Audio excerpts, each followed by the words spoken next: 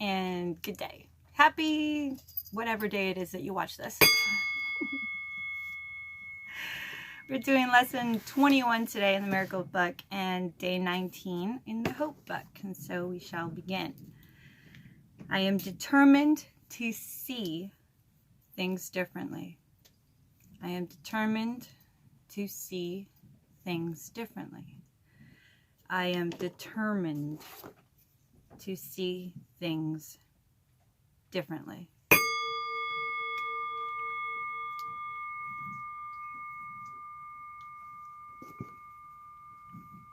The idea for today is obviously a continuation and extension of the preceding one. This time, however, specific mind-searching periods are necessary, in addition to applying the idea to particular situations as they may arise. 5 practice periods are urged, allowing a full minute for each. In the practice periods, begin by repeating the idea to yourself. In the practice periods, begin by repeating the idea to yourself. Then close your eyes and search your mind carefully for situations, past, present, or anticipate that arouse anger in you. The anger may take the form of any reaction ranging from mild irritation to rage. The degree of the emotion you experience does not matter. You will become increasingly aware that a slight twinge of annoyance is nothing but a veil drawn over an intense fury. Try, therefore, not to let the quote-unquote little thoughts of anger escape you in the practice periods. Remember that you do not really recognize what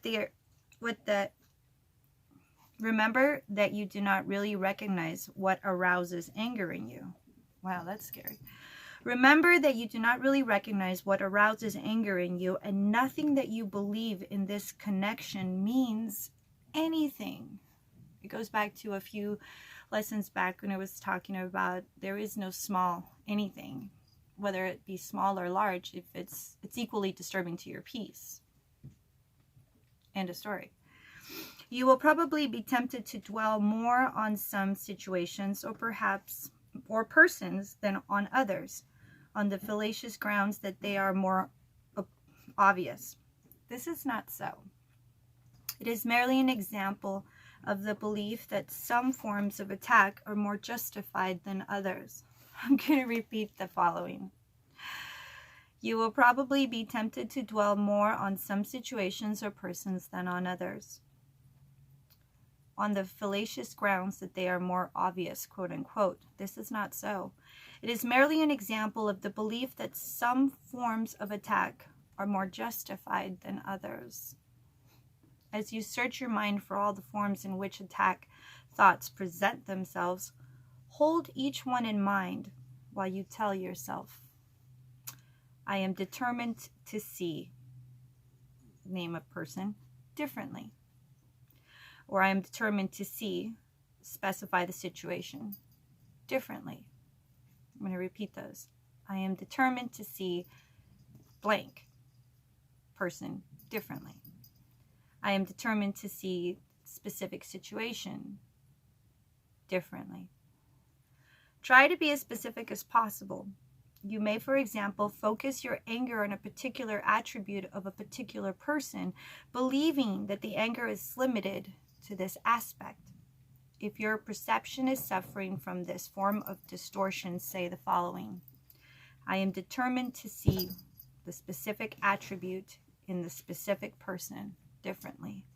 So I am determined to see blank specific attribute in blank specific person differently. Well, that'll be a good one for me for sure. That was lesson 21, and it's 5 times today for 1 minute at a time. And again, I am determined to see things differently, whether it's that specific person or that specific situation. And to try to be as specific as possible. If your perception is suffering from this form of distortion, say, I am determined to see that person in or the situation in a different way. Let's see what happens after 5 1-minute periods of that today. Now, to the Hope Book, day 19. Mission. To succeed in your mission, you must have single-minded devotion to your goal. Oh, missions. I've heard so much about missions this year. Missions. I'm going to repeat this with a clear mind and middle ground here. Thank you, APJ Abdul Kalam, for this quote. To succeed in your mission, you must have single-minded devotion to your goal. Devotion to your goal. Let's see what they say. You have a mission that is uniquely yours. Your heart's desire is meant to come alive through you. Everyone has a personal mission, and you will know that mission when you see it coming forth in service to our world, service to others. Then when you try to ignore your mission, it will keep appearing in various ways until you pay attention. Knowing your mission allows you to focus your thoughts, your words, and actions towards your higher purpose and vision, that higher purpose to what is the ultimate higher well-being for all. That's how I would put it. Single-minded devotion to your goal helps you make progress and ultimately experience your personal mission. It goes back to, if you don't know thyself, you let others speak for you or tell you who you are, unless of course you ask them because you trust them, then you can't really find your mission then. You'll always be off balance, enough skew, a little to the left, a little to the right. You won't be centered in your own equilibrium. You won't be able to hear spirit talk to you. You won't be able to see your higher self come alive. When you allow distractions to get in the way, fucking distractions, man. Oh man, do they come in all shapes and forms. When you allow distractions to get in the way, you will eventually become frustrated because you will think that your mission has no value, when really you allow distractions to cloud your focus. I had a very dear friend, dear friend. I just love the heck out of this man. Very smart man, totally cool, very hard worker, was teaching me a lot about construction. And he really didn't take to my earth bag home building ideas. And I had to step back and go, okay, he's really adamant about how this is too much work and there's better ways to do it. And in my heart, I knew that this is what I was going to be doing, but instead of fighting it, after a while, I stopped trying to explain my point of view and what was in my heart. And I just said, there's something to be learned here. There's something to be added to what I see in these earth bag homes. And I'm going to find it through allowing this man to inform me more about the process of building, because he had so many years of experience.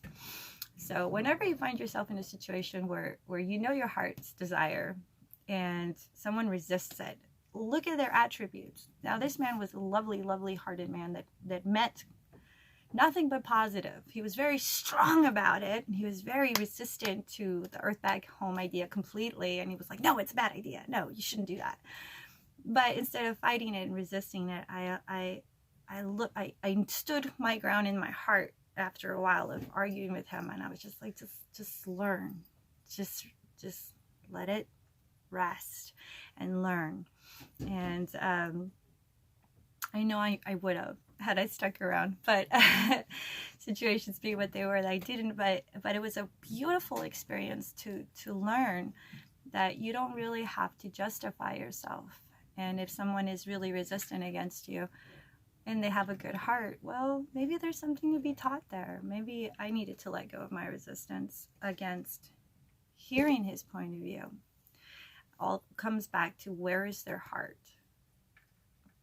Where was he trying to like damn my dreams? No, he was, from his experience, trying to show me something else to later, I'm sure, would have added to what I was learning and what I had planned. So I hope that all made sense. So there you go. Single-minded devotion to your goal helps you make progress and ultimately experience your personal mission. So if you know it's your personal vision, keep following it. And if anyone tries to dissuade you, if their heart isn't about it, just stay away from them. And if their heart is means well, we'll see what the universe has to teach you through them, because we're all teachers and we're all students, right? When you allow a distraction to get in the way, you will eventually become frustrated because you will think that your mission has no value when really you allow distraction to cloud your focus. What is your mission? Do you have a single-minded devotion to your goal of living your mission? Today is a good day to restore your focus from any distraction that might be lingering. Daily application. Write your personal mission statement. Oh, wow. I had a personal mission statement for my marriage, which actually kept me sane. I had it on the wall, and as the marriage deteriorated, I kept going back to it in the midst of my dissonance and kept reading it. And it's the only thing that kept me sane, because I was like, no, we said we were this, and we were planning to do this, and this is what our marriage was based on.